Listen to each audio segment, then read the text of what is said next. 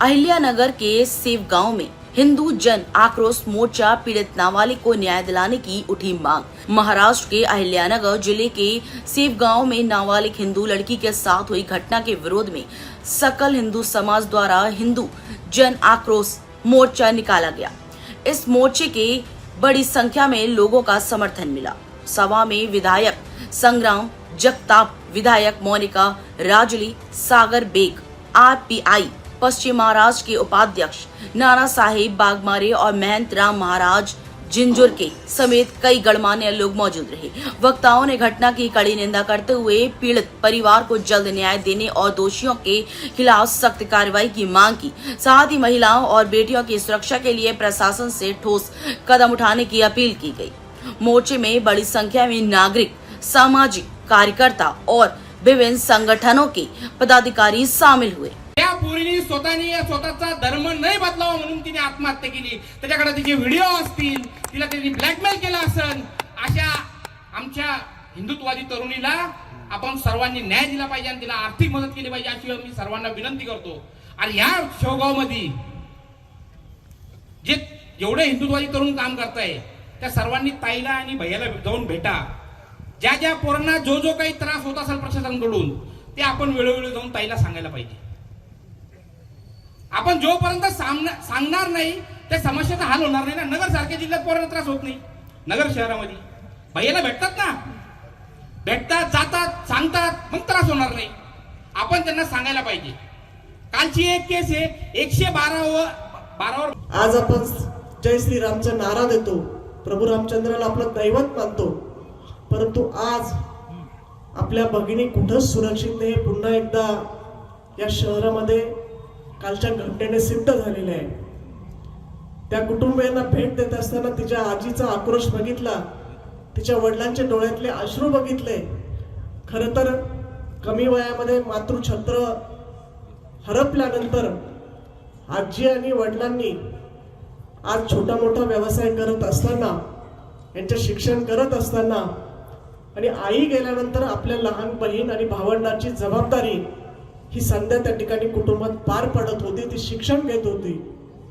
एक नराधमवाला मोबाईलच्या माध्यमातून ओळख झाली असेल, तिला मानसिक छळ केला असेल, आर्थिक पिळवणूक असेल, ब्लॅकमेलिंग केलं असेल आणि कुठंतरी हा ताण तणाव तिला सहन झाला नाही आणि म्हणून तिने हे टोकाचं पाऊल उचललंय। मला असं वाटतं ही फक्त संध्या कांबळे कुटुंबियांची मुलगी नाही, भगिनी नाही, इथे बसलेल्या प्रत्येक भावांची, इथे बसलेल्या वडीलधाऱ्यांची ती बहीण आहे, मुलगी आहे, आपल्या कुटुंबातील आहे। आज समाजामध्ये अशा घटना घडत असताना कधीतरी त्याची झळ, जसं महाराज बोलले की आपल्या घरापर्यंत येते की काय, आणि त्यामुळं समाजाला जागरूक तर होतच आहे, परंतु ह्या घटना कुठेच थांबत नाही आहे। माझी पोलीस प्रशासनाला विनंती आहे, अभिनंदन करेल, तुम्ही चांगलं काम करता, आरोपीला पकडलं, परंतु त्याच्याबरोबर जे साथीदार आहेत, जे सहआरोपी आहेत, जे त्यांना पाठिंबा दिला की या घटनेमध्ये त्यांचा सहभाग आहे, या सर्वांचा तपास होऊन त्यांना सुद्धा सहआरोपी केलं पाहिजे। त्यांना लवकरात लवकर अटक केली पाहिजे, त्यांच्या कुटुंबियांची चौकशी केली पाहिजे। महाराष्ट्राच्या मातीनं बघितलाय हिंदुत्वाचं अस्तित्व निर्माण करण्यासाठी,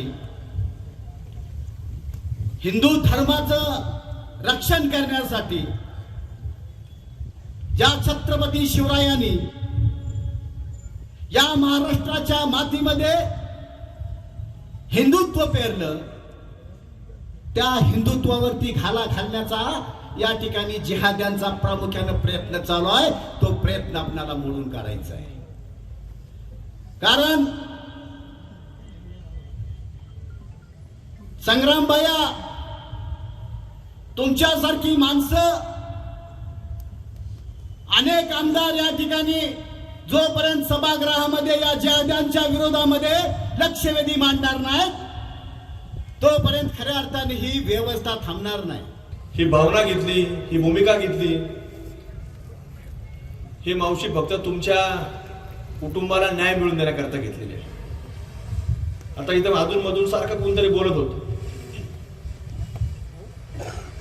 इथं तुम्ही पहिले तर लक्षात घेतलं पाहिजे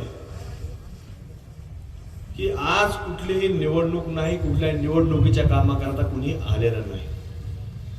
हे आलोय फक्त संध्याताईला न्याय मिळवून देण्याकरता. तोही सकल हिंदू समाज तुमच्या पाठीमागे या ठिकाणी आलेला आहे, हे तुम्ही लक्षात घेतलं पाहिजे.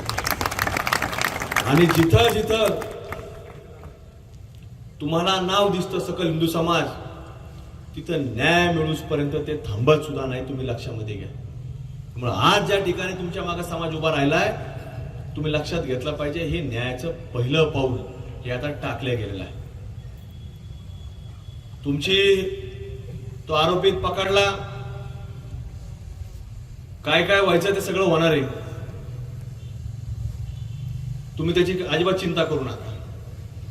ज्या वेळेला सकल हिंदू समाज एखाद्या विषयामध्ये सहभागी होतो, त्या विषयाची गांभीर्य आपण देखील लक्षात घेतलं पाहिजे की कोण आहे, हे कशा करता आलेले, हे काही कुठल्याही निवडणुकी करता आलेले नाहीत. निवडणुका सगळ्या संपलेल्या आहेत.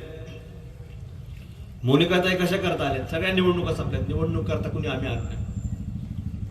आणि महाराष्ट्रात आता तुम्ही वारीचं नियोजन सुरू झाले, पण तरी सुद्धा आता हे सगळे लोक तुमच्यामध्ये कशा करतात. वाघमारे साहेबांनी मार्गदर्शन केलं. आणि महत्वाचं म्हणजे सागर भैया आले म्हणजे गोली आ गेली आहे, काळजी करू.